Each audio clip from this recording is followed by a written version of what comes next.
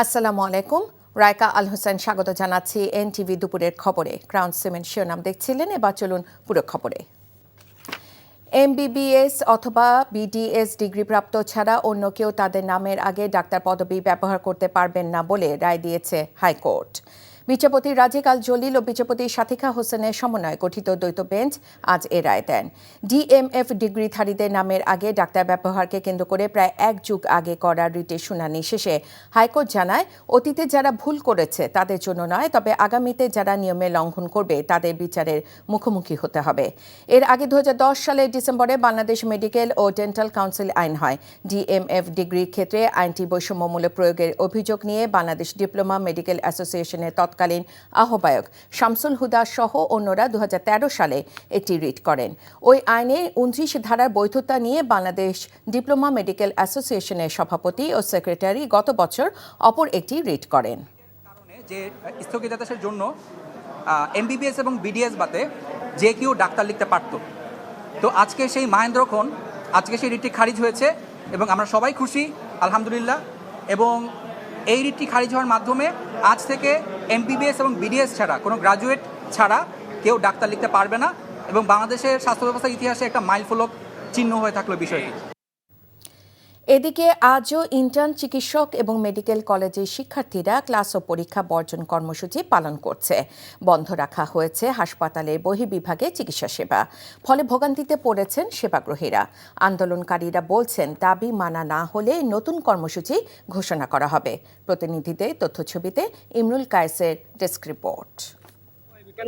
আগে থাকতে এরা জানাই দেবে যে অমুক দিন বন্ধ থাকবে, লোকজন আইবে না, কিন্তু মানুষের তো বিভ্রান্তিতে কেন পালায়?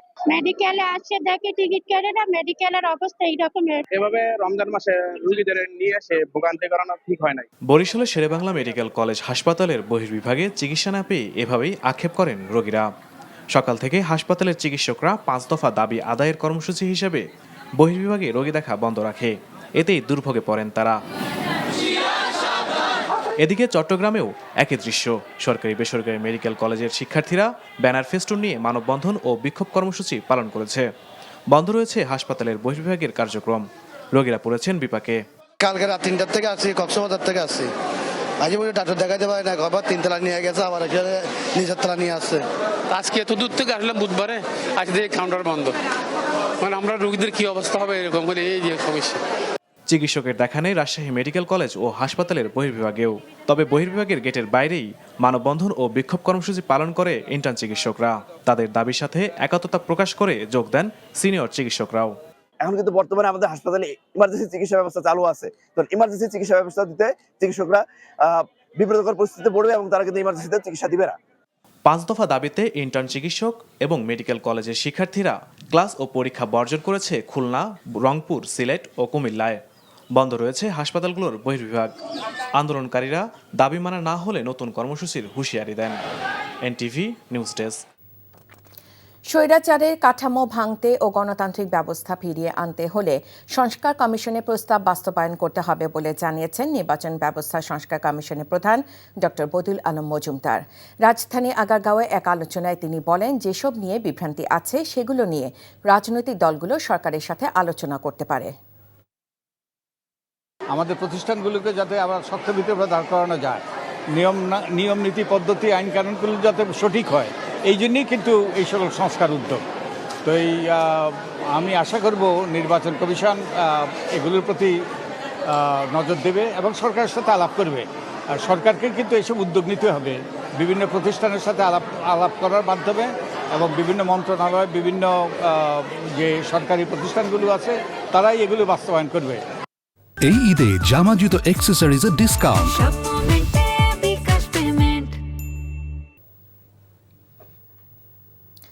প্রধান উপদেষ্টা প্রেস সচিব শফিকুল আলম বলেছেন, শুধু এনবিআরকে কার্যকর পদক্ষেপ নেওয়ার তাগিদ দিয়ে বা সিগারেটের দাম বাড়িয়ে তামাক নিয়ন্ত্রণ সম্ভব নয়।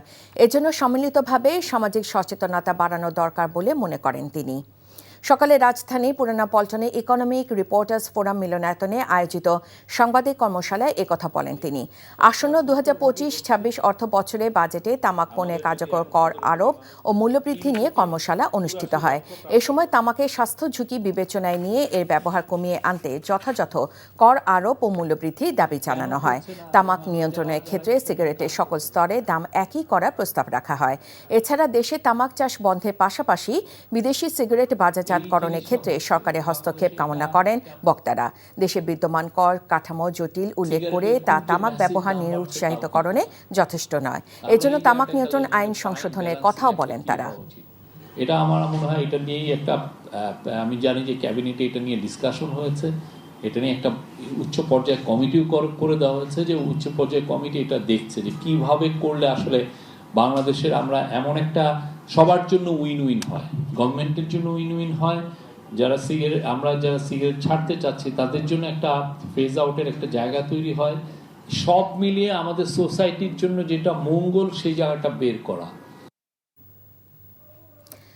আশ্রিতাকে ধর্ষণের চেষ্টার জন্যই খুন হন হাবিবুল্লাহ বাহার কলেজের ভারপ্রাপ্ত উপাধ্যক্ষ মোহাম্মদ সাইফুর রহমান ভূঁইয়া। সকালে সংবাদ সম্মেলনে পুলিশ জানায় 4 দিন আগেই সাইফুর রহমান তার বাসায় আশ্রয় দিয়েছিলেন নাজেম ও রূপা নামের এক দম্পতিকে। রূপাকে যৌন নিপীড়নের পাশাপাশি স্বামীকে মেরে ফেলার হুমকিও দিত সাইফুর। সোমবার সকালে রাজধানী উত্তরার উত্তর খান থানা এলাকার পুরান পাড়ার একটি বাসা থেকে রক্তাক্ত অবস্থায় উদ্ধার করা হয় হাবিবুল্লাহ বাহার কলেজের ভারপ্রাপ্ত উপাধ্যক্ষ মোহাম্মদ সাইফুর রহমান ভূঁইয়াকে। এরপর হাসপাতালে নেওয়া হলে চিকিৎসক তাকে মৃত ঘোষণা করে। নাজেম ও রূপা নামের এক দম্পতিকে ফরিদপুর থেকে গ্রেফতারের পর সংবাদ সম্মেলনে পুলিশ জানায় 4 দিন আগে রেল স্টেশনে পরিচয় হওয়ার পর তাদের সঙ্গে করে বাসায় এনে আশ্রয় দেন সাইফুর। এরপর থেকেই রূপাকে বিভিন্নভাবে শ্লীলতাহানি করার চেষ্টা করেন সাইফুর রহমান। 9 তারিখ রাতে ঘুমের সময় রূপার গায়ে হাত দিলে টের পেয়ে যায় স্বামী নাজেম। এরপরে ধস্তাধস্তি হয় তাদের মধ্যে। এক পর্যায়ে রূপা এবং নাজেম বটি দিয়ে কুপিয়ে জখম করে বাথরুমে আটকে রেখে পালিয়ে যায়।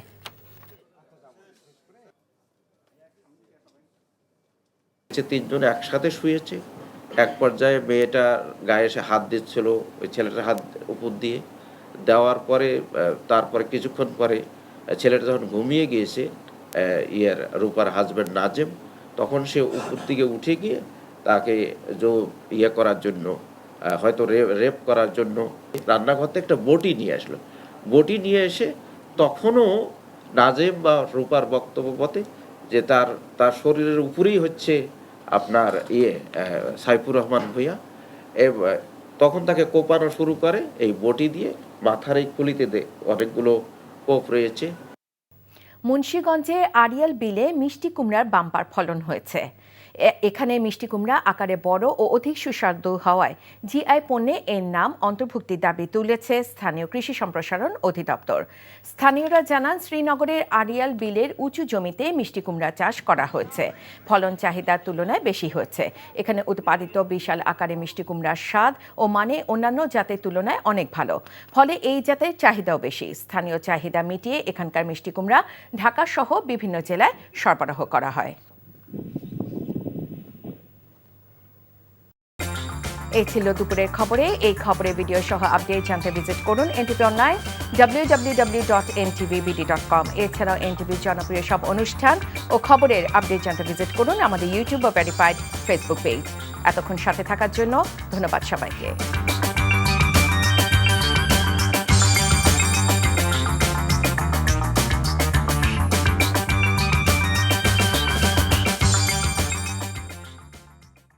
এই ঈদে জামা জুতো অ্যাক্সেসরিজের ডিসকাউন্ট।